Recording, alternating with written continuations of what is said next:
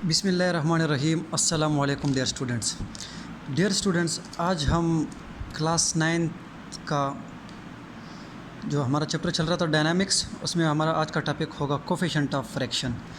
इससे पहले आप लोगों ने फ्रैक्शन के बारे में पढ़ा था और कुछ फ्रैक्शन के 2 टाइप, स्टैटिक्स और काइनेटिक्स फ्रैक्शन आप लोगों ने स्टडी कर लिए थे। ठीक है, आज हम पढ़ेंगे कोफिशिएंट ऑफ फ्रैक्शन, यानी फ्रैक्शन के कोफिशिएंट क्या हो सकते हैं और क्या हो सकते हैं। ठीक है, तो आज के लेक्चर में हम ये कहेंगे coefficient of fraction, the maximum static fraction force F max between a pair of surface has 2 main characteristics. यानी वो आपको ये कहता है कि जो आपके पास 2 सरफेस होते हैं, इनके दरमियान जो फ्रैक्शन फोर्स होती है ना, तो वो 2 चीज़ों के ऊपर डिपेंड करता है। 2 कैरेक्टरिस्टिक है उसके मेन। पहली बात तो ये होगी कि हम ये कहेंगे कि जो हमारे पास 2 सरफेस के दरमियान जो फ्रैक्शन फोर्स होती है, ये उसके एरिया के ऊपर डिपेंड नहीं करेगा कि कितना एरिया जो है इनका फिज़िकली कांटेक्ट में है। मतलब ये है कि अगर ये मेरे पास एक बॉडी है, एक सरफेस है और ये दूसरा सरफेस इसके ऊपर स्लाइड कर रहा है, तो हम ये नहीं कहेंगे कि जितना जो है ना यहाँ पे इनका दोनों के दरमियान एरिया ज़्यादा होगा, कांटेक्ट ज़्यादा होगा, तो यहाँ पे फ्रैक्शन फोर्स ज़्यादा होगी। ठीक है, ये बात नहीं है। दूसरी बात हम ये कहेंगे कि जो मैग्नीट्यूड होगी, ठीक है, स्टैटिक फ्रैक्शन की, वो ज़्यादा होगी जितना नॉर्मल फोर्स ज़्यादा होगा। और नॉर्मल फोर्स के बारे में मैंने आपको बताया था कि किसी भी सरफेस के ऊपर ये बिल्कुल 90 यानी परपेंडिकुलर जो फोर्स होती है, ठीक है, उसके साथ 90 का एंगल बनाती है, वो नॉर्मल फोर्स होती है।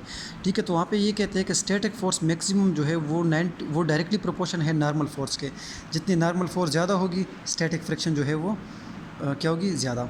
ठीक है, फिर यहाँ से जब प्रोपोर्शनलिटी को हटाएंगे तो कांस्टेंट आएगा, ये म्यू एस आएगा, जैसे हम कहते हैं कोफिशिएंट ऑफ स्टैटिक फ्रैक्शन। ये फर्स्ट इक्वेशन आ गई।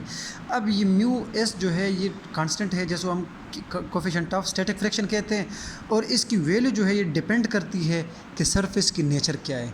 जो सरफेस आप रब करवा रहे हैं, जिसके ऊपर जो है हमारी फ्रैक्शन फोर्स आती है, तो उसकी नेचर क्या है, वो प्लास्टिक है, आयरन है, स्टील है, जो भी है। ठीक है, तो ये उसके ऊपर डिपेंड करता है। इसके साथ दूसरी एक फोर्स लगती है, यानी दूसरी जो फ्रैक्शन है स्टैटिक फ्रैक्शन के बाद जो आती है, उसको हम कहते हैं काइनेटिक फ्रैक्शन। उसकी भी डिफिनेशन हम ये कह सकते हैं कि, ठीक है, कि जो आपके पास बॉडी मूव कर रही है, ठीक है, वहाँ पे जो फ्रैक्शन आती है उसको हम स्टैटिक फ्रैक्शन कहते हैं, काइनेटिक फ्रैक्शन कहते हैं। और स्टैटिक फ्रैक्शन का फार्मूला अगर हम यहाँ से निकालेंगे तो क्या करेंगे, एफ़ नॉर्मल जो है वो एफ़ स्टैटिक मैक्सिमम फोर्स के ऊपर क्या करते हैं, डिवाइड करेंगे।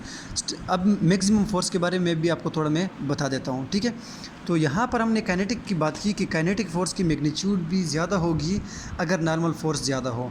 तो जब प्रोपोर्शनलिटी हटाओगे तो यहाँ पे ओमेगा के आएगा या म्यू के आएगा, जैसे हम जो है ना काइनेटिक फ्रैक्शन कहते हैं।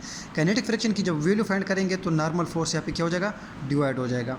ठीक है, अब यहाँ पे हम ये कह सकते हैं कि देखिए ये जो स्टैटिक फ्रैक्शन है या काइनेटिक फ्रैक्शन है, ये 2 फोर्सेस के दरमियान एक रेशो है, तो इस वजह से इसका कोई यूनिट नहीं कहलाता, इसका कोई यूनिट नहीं होता।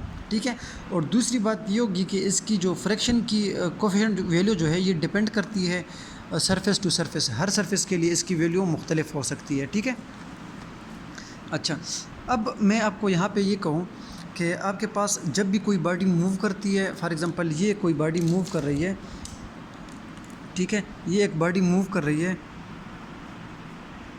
और यहाँ पे हम फोर्स अप्लाई करते हैं, तो हम फोर्स अप्लाई करते हैं, स्टैटिक फोर्स होती है। लेकिन उसको जब हम इतनी फोर्स अप्लाई करते हैं, यहाँ पे एक लिमिट आ जाती है, जैसे हम कहते हैं लिमिटिंग फोर्स। ठीक है, उसके बाद जो है ना बॉडी मूव करना शुरू हो जाती है, जिसके बाद वो स्टैटिक फ्रैक्शन जो है वो कन्वर्ट हो जाता है काइनेटिक फ्रैक्शन में, जो कि हम इस ग्राफ के थ्रू में आपको समझाता हूँ। ठीक है, अब यहाँ पे एक बॉडी रेस्ट पर थी, ये बॉडी की तरफ आप फोर्स अप्लाई करते हो तो ये स्टैटिक फोर्स कहलाती है। यहाँ पे जाके बिल्कुल आपकी स्टैटिक फोर्स जो है वो मैक्सिमम हो जाती है। उसके बाद इस पॉइंट को हम कहते हैं लिमिटिंग फोर्स। ठीक है, तो उसके बाद क्या होता है कि जब आप मज़ीद फोर्स अप्लाई करते हो तो बॉडी की जो है ना फिर काइनेटिक फ्रैक्शन वहाँ से स्टार्ट हो जाती है। तो ये थोड़ा सा फिगर के बारे में मैंने आपको बताया कि स्टार्ट में आप लोगों ने स्टैटिक फ्रैक्शन के बारे में पढ़ा, ठीक है, और उसके बाद जो है ना आप लोगों ने काइनेटिक फ्रैक्शन के बारे में पढ़ा। आज के लेक्चर में आप लोगों ने पढ़ा कि हमारे पास जो है ना स्टैटिक फ्रैक्शन की वैल्यू क्या हो सकती है, जो कि हम इस इक्वेशन से फाइंड कर सकते हैं कि जो मैक्सिमम फोर्स होगी स्टैटिक की डिवाइडेड बाय नॉर्मल फोर्स, तो यहाँ से आप कोफिशिएंट ऑफ स्टैटिक फ्रैक्शन जो है फाइंड आउट कर सकते हो। और इसी तरह इस इक्वेशन से आप coefficient of kinetic fraction divide कर सकते हो। ठीक है, अच्छा, अभी फ्रैक्शन के कुछ जो है ना टाइप्स भी है, आगे एडवांटेज भी है, डिसएडवांटेज भी है, उनको भी ज़रा हम डिस्कस करते हैं। ठीक है, मैं आपको यहाँ पे एक और चीज़ बताऊँ रोलिंग फ्रैक्शन के बारे में कि रोलिंग फ्रैक्शन क्या होती है। रोलिंग फ्रिक्शन के बारे में आप लोगों ने ये देखा होगा कि फॉर एग्ज़ाम्पल आपके पास ये एक सरफेस है, ठीक है, उसके ऊपर ये गाड़ी की एक टायर है, ठीक है। अब ये गाड़ी की टायर जो है ना, ये रोल करती है इस तरह, रोटेट करके ये जो है ना आगे की तरफ जाती है। पूरी गाड़ी को जो है ना स्लाइड कराना, फिज़िकली कांटेक्ट अर्थ के साथ होती है, तो उसको आगे लेकर जाना हमारे लिए बहुत मुश्किल हो जाता है। इस वजह से हम गाड़ी के जो है ना टायर्स लगाते हैं और गाड़ी रोटेट करती है, ठीक है, तो रोल करती है, तो इस वजह से हमारी फ्रिक्शन जो है वो कम हो जाती है किसी हद तक, और गाड़ी जो है ना, यानी बड़ी गाड़ी जो है वो मूव कर सकती है। तो इसको हम जो है ना रोलिंग फ्रिक्शन का नाम देते हैं, ठीक है। अब फ्रिक्शन के कुछ एडवांटेज है और डिसएडवांटेज है, वो मैं आपको बुक्स के थ्रू समझाता हूँ। अच्छा स्टूडेंट्स, यहाँ पे लिखा है, देखिए एडवांटेज ऑफ फ्रिक्शन। फ्रिक्शन की एडवांटेज क्या है?